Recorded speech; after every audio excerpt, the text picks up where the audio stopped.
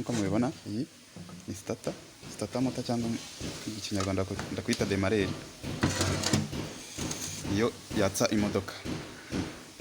Kuvuga ngo iyo ukase contact akangaka niko gastartinga gatangiza ibyo bita internal combustion ya muri moteri mo imbere.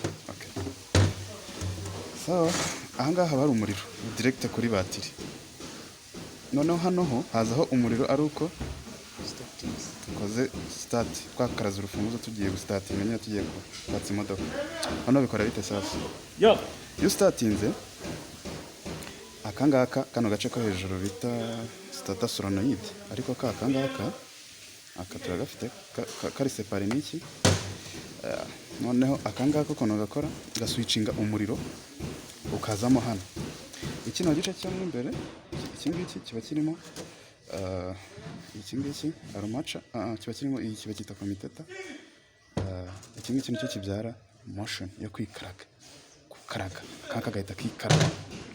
Noneho akangaka ntabwo gahora kari permanent mu menyo ya flywheel. Aya menyo ntabwo buri gihe bari mu menyo ya flywheel, so kugira ngo yinjire mu menyo ya flywheel aya ngaya haza kubaho iyi solenoid no muri n'ibikora.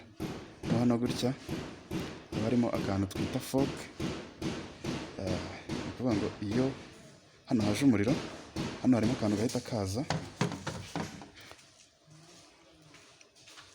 hano hahita hazamo magnetic field igakurura agaplunge kabamo hano imbere, kagasunika fork, kano kagahita gasohoka, kagahita kajya muri umenye ya flywheel.